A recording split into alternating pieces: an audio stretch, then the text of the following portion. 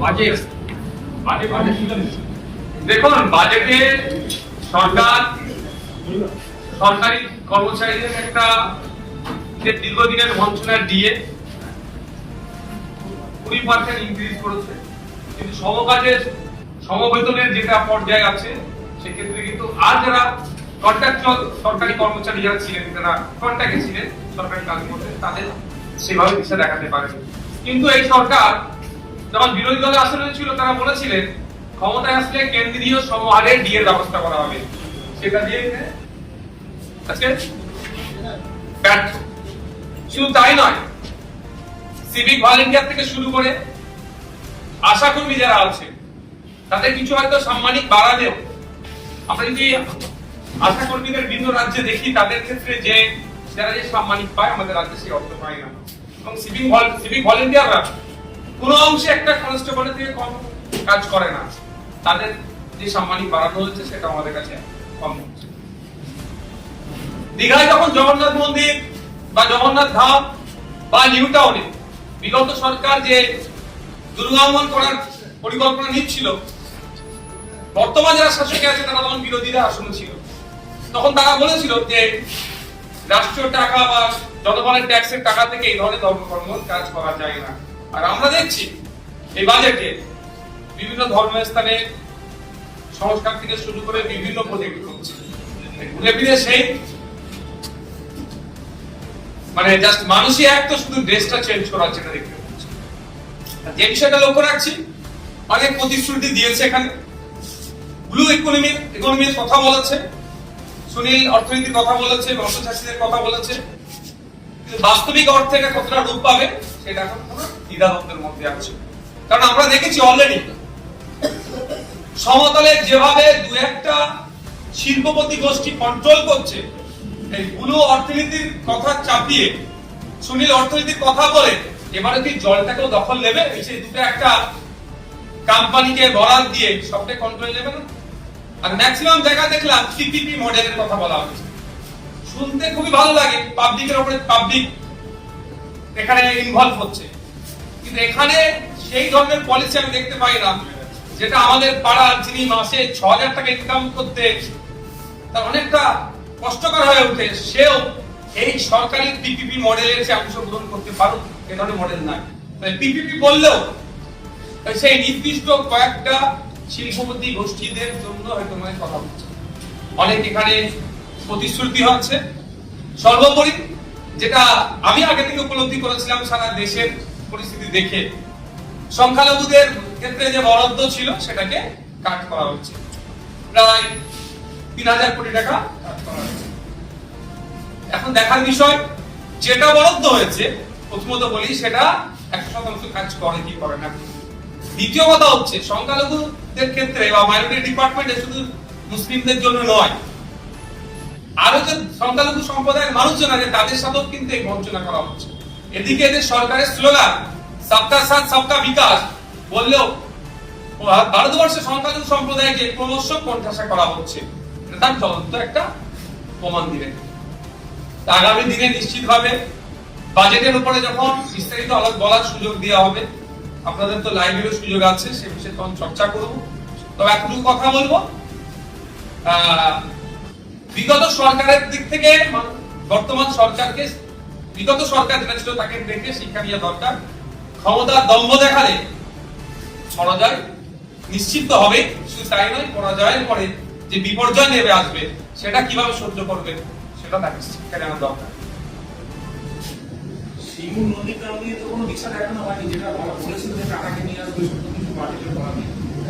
Governor স্পিচের উপরে নন্দীগ্রামকে নিয়ে চর্চা হয়েছে, সিঙ্গুরকে নিয়ে চর্চা হয়েছে, নন্দীগ্রামের জন্য শুধুমাত্র একটা ব্রিজের নির্মাণের কথা উল্লেখ আছে। দেখুন, বিজেপির মুখ থেকে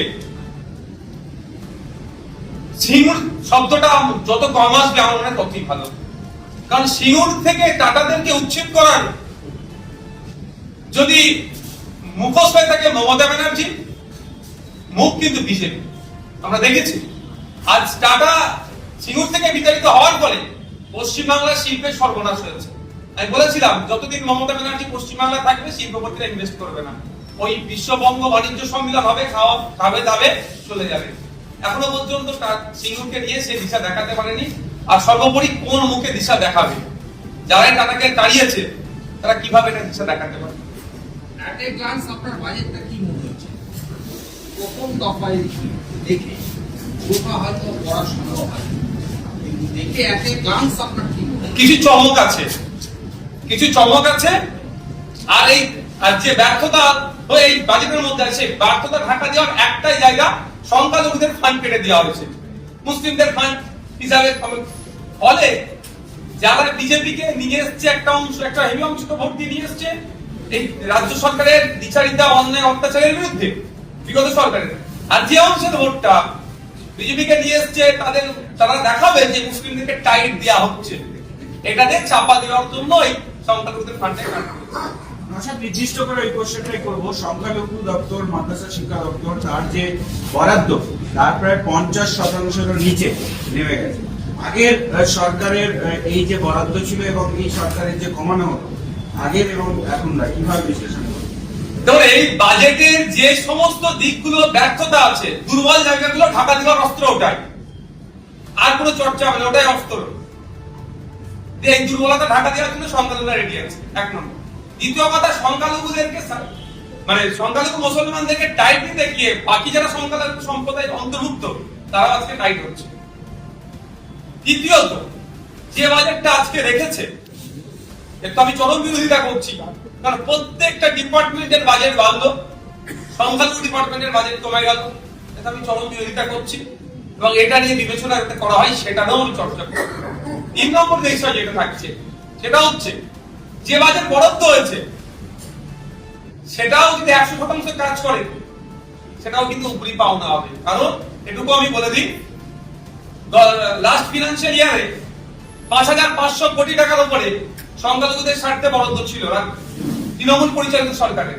কিন্তু তথ্য তুলে দেখা যাবে লাস্ট 4 জাতীয় অর্থবর্ষ দেখেন 50% এরা খরচে কভার করেনি যা বরাদ্দ থাকে।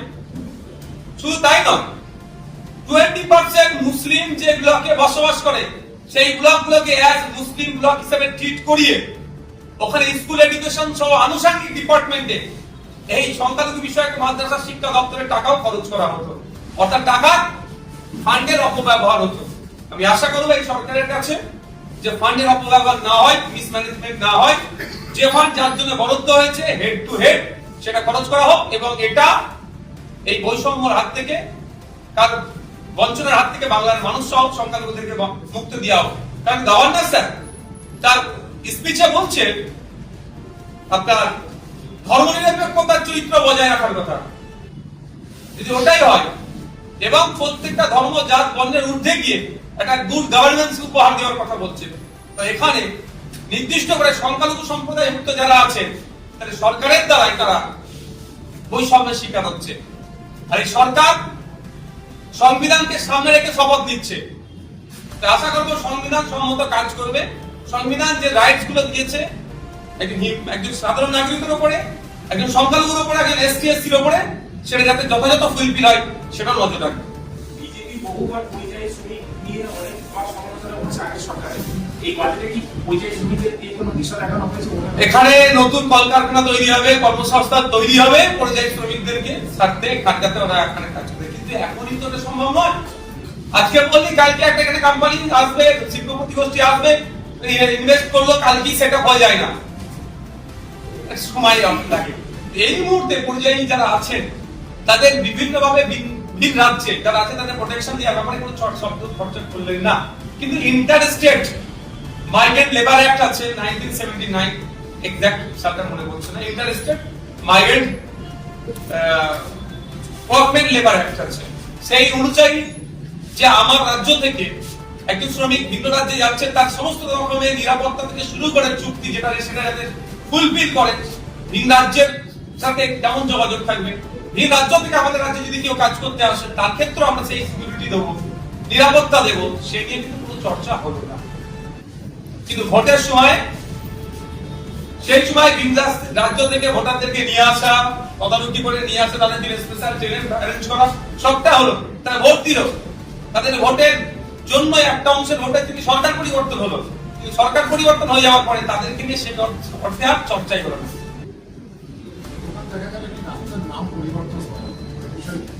দেখো, যারা ডাস্টবিনের ইতিহাস আঁকড়ে বাঁচতে চাইছে তাদের কাছ থেকে এর থেকে বেশি কিছু আর পাওয়া যায় না। হোসেন শহীদ সোহরাওয়ার্দী আর হাসান সোহরাওয়ার্দীর মধ্যে যারা ঠিক না করতে পারে তাদের কাছ থেকে আর বেশি আশা করাটা আমাদের বৃথা। ঠিক যেভাবে ওই 1 লাখের ফ্রিজের মধ্যে নাকি গোমাংস ছিল, পরে টেস্ট করে দেখে যে ল্যাবরেটরিতে ওটা গোমাংস নয়, কিন্তু তাকে তো খুন করে দিল, ঠিক এটাই হলো। এর বাইরে কিছুই নয়।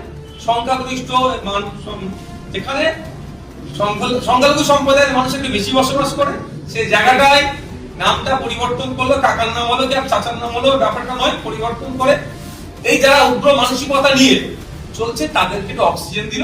আর এই সরকারের ব্যর্থতা যত এই 1.5-2 মাসে যেটা হয়েছে সেটাকে ঢাকা দেওয়ার চেষ্টা মাত্র, আর কিছু নয়। আমরা আশা করবো, আমরা চিফ মিনিস্টারকে চিঠি করব যে অবিলম্বে যে হাসান সোহরাওয়ার্দীর যে অবদান, সে অবদানকে স্বীকৃতি দিয়ে তার নামটা পুনরায় আবার সেখানে ফিরিয়ে আনা হবে।